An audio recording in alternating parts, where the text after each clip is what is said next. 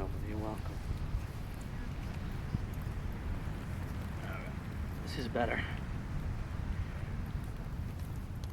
Steve, you said to connect, right? So Yes, connect. I got my toes in the sand. Ooh, I feel the difference already. Okay, so guys, thank you so much for being here. Eric Perez. This is my 4th time being honored with the opportunity to speak for the Whitelight 1111 group. So I want to thank my brother Steve for inviting me again. Really grateful for the opportunity. And Barbara, wherever she is, I'll send her an ethereal shout out and hope she gets it. Because it's my 4th time, my thought and my concern was I didn't want to repeat too much of what I have said in the past. I wanted to make sure I came with a little new material. So I do have that, but at the same time I thought to myself, well, there's some crossover. There are some events in my life and there are some pillars that without which this edifice of spirituality that I've built would fall. So for those of you who are new to hearing me speak, this is an opportunity for me to kind of reintroduce who I am and what my path has been like. One of the first things I'd like to do today is to acknowledge the day itself, 9/11. So without getting too deep into it, this is a day that will go down in infamy in a lot of ways.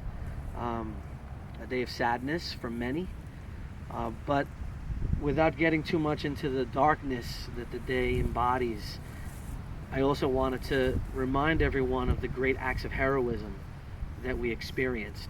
That there were people who ran into buildings and there were people who made the ultimate sacrifice to save others. And that unfortunately sometimes it takes crisis to bring out the best in us. And though I don't wish for crisis, there's a quote in the Bible that says, what the enemy meant for evil, God turns to good. So, I just wanted to take that moment to acknowledge those who passed today. If you have someone who passed away on 9/11, then our prayers are with you. And it's a path that we all have to take someday, but I wanted to make sure we started with that idea. Also, that 9 and 11, these are really powerful numbers. And I know we've had people who've spoken about numerology in the past. But in 9/11, hold on, Steve, this is a little... Hold on a second here. It's like pulling me down. Pulling me down, Steve. Better. All right. 9/11 has to do with shifting and with spirituality. And I remember when 9/11 happened that for a little while after, people really were nice to one another. And I think a part of it is that all the nonsense and the minutiae of our lives with which we obsess ourselves, and the things that we're concerned with, and the things we stress about, and the things that we allow to create anxiety in our lives, all that stuff disappeared when this huge tragedy hit our country and the world. And you never wish for such a thing to happen, but I do believe that it allowed for people to start reconnecting to their spirituality. I even know that there are some statistics out there that talk about how many people went back to church after 9/11, because we start realizing that this material world only has so much to offer us. And though we need money and we need homes, and there's nothing wrong with having nice things, that we really require a subtle connection with our divine origins. And if we're not ready to reconnect, if we're not ready to even acknowledge that it exists and to search for it, that sometimes events like this precipitate that change. So I would say that even though it's a very sad day, in another way, it's a day for us to reconnect to who we really are. And it's not these bodies. Today I was in my classroom. I'm a high school English teacher. I teach 9th and 12th graders. And today with my 9th graders, my honors classes, we're going to read a story called The Sound of Thunder, written by Ray Bradbury, a great sci-fi writer. They've made little short movies based on his stuff. And one of the aspects of the story is time travel. So with my students, I got into the concept of paradox. And what's a paradox? An idea that seems to contradict itself.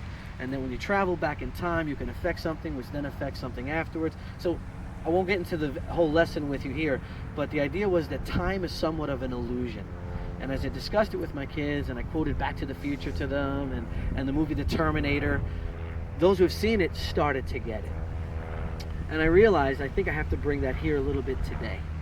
So this day on 9/11, And really my whole life and this path here for me, the spiritual journey that I've been on, it's really a path of reconciliation.